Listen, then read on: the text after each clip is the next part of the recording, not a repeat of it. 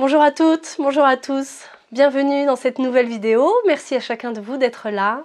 Donc je suis contente de vous retrouver. Je suis en présence de Dominique Bourg. Bonjour à toi. Bonjour Lanciane. Donc je voudrais savoir, Dominique, est-ce que tu peux nous présenter tes axes d'action? Alors, il y a un axe qui est la réflexion, en fait. Oui. C'est une forme d'action où on poursuit plusieurs veines, la réflexion sur les institutions, ce qu'on appelle l'économie circulaire, la question des risques, l'étude de la pensée écologique. Et puis alors, l'action à proprement parler, elle est plutôt liée à la réflexion politique, via la Fondation Nicolas Hulot, et puis tout spécialement le travail qu'on a fait avec d'autres amis, des constitutionnalistes, des politistes, on travaille ensemble depuis maintenant 2011, et on va sortir un livre qui redessine ce que pourrait être une véritable chambre du futur, et en fait plutôt du long terme, qui sortira en novembre.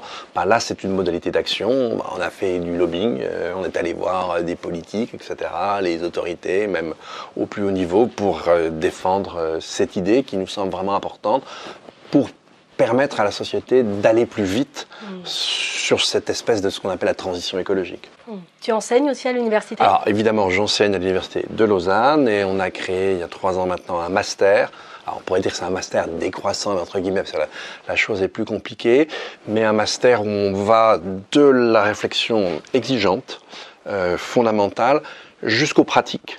Par exemple, nos étudiants apprennent la permaculture, ce qui pour des philosophes, c'est pas si mal que ça. Oui, oui. Apprennent la permaculture, sont confrontés à des gens qui ont des parcours de vie vraiment intéressants. Ça peut aller de l'industriel au berger, en passant par le chef indien. Bon, voilà, donc c'est un master qui fonctionne bien, je crois, et voilà, ça fait partie aussi des actions. Tu travailles sur la rédaction d'ouvrages aussi avec d'autres co-auteurs? Tout à fait. Alors, je m'occupe d'une collection avec mon ami et collègue Alain Papot. Cette collection s'appelle L'écologie en question aux presses universitaires de France. De temps en temps, je publie aussi sous ma direction dans la petite collection des PUF quelques livres. Et puis là, on ouvre avec les presses universitaires de France à la mi-octobre une nouvelle revue qui s'appelle La pensée écologique, qui est une revue scientifique, donc avec sélection double aveugle. Mais cela dit, il y aura des papiers très engagés dedans, avec une rubrique spéciale. Alors tu as accepté de faire partie de notre sommet national de la souveraineté alimentaire. Un grand merci à toi. Merci d'organiser ça, c'est fondamental. Oui, beaucoup. Oui, je suis honorée d'être avec toi et de t'avoir parmi nous. Alors je voudrais savoir quels sont les impacts positifs et visibles de vos actions, notamment au niveau de la Fondation Nicolas Hulot, mais aussi de tes ouvrages.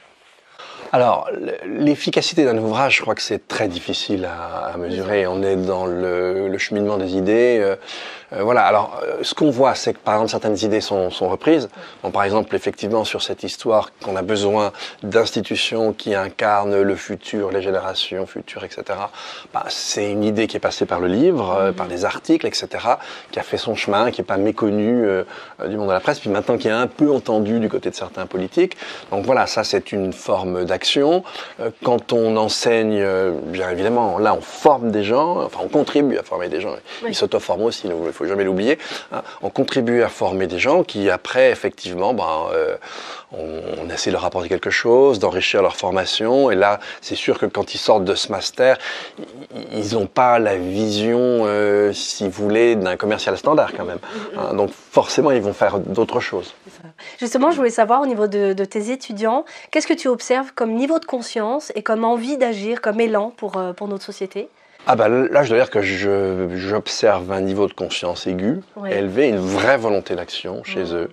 Et plus que ça, de transformation aussi de leur propre vie. C'est plutôt enthousiasmant. Ah, c'est génial. Selon toi, quels sont les enjeux majeurs que l'être humain est en train de rencontrer aujourd'hui? Il a un enjeu majeur aujourd'hui, c'est de garder, de préserver l'habitabilité de la Terre, qui se dégrade très rapidement et très fortement. Et donc l'enjeu, c'est d'essayer d'inverser en fait ces tendances de dégradation, mais le plus vite possible.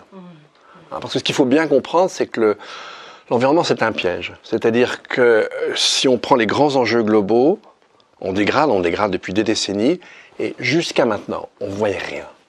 Maintenant, on commence un peu à voir. Et en fait, on dégrade, il n'y a pas de douanier, il n'y a pas de policier, et quand on passe à la caisse, passe-moi l'expression un peu vulgaire, c'est longtemps après et c'est trop tard. Alors on commence à passer à la caisse, mais on a encore des marges non négligeables d'action. Ça, c'est important. Non, ça, il faut bien se mettre en tête. Oui, oui. Qu'est-ce qui t'a donné envie de participer à notre sommet? Bah, écoute, ce qui m'a donné envie, c'est que cette idée de souveraineté alimentaire est vraiment une idée importante parce que c'est une idée d'équité entre les pays. C'est l'idée de rendre moins inéquitables les enjeux commerciaux, etc. Le fait qu'on va imposer, je veux dire, on va mettre sur le marché au même prix 2 kilos de riz, l'un qui va, là je reprends les propos de mon ami du fumier, qui va inclure 2 heures de travail et l'autre 2, c'est sûr que, c'est dégueulasse. Hein, ça n'a absolument aucun sens. Donc tu casses tout. C'est clair. Ouais. Voilà. Alors nous avons mis en place une plateforme de financement participatif. Vous pouvez chacun de vous contribuer à notre sommet national de la souveraineté alimentaire pour réaliser toutes ces vidéos. Donc je vais à la rencontre de plus de 35 acteurs engagés tels que Dominique Bourg et plein d'autres. Et tout ce contenu inspirant vous est proposé en accès libre et gratuit sur Internet.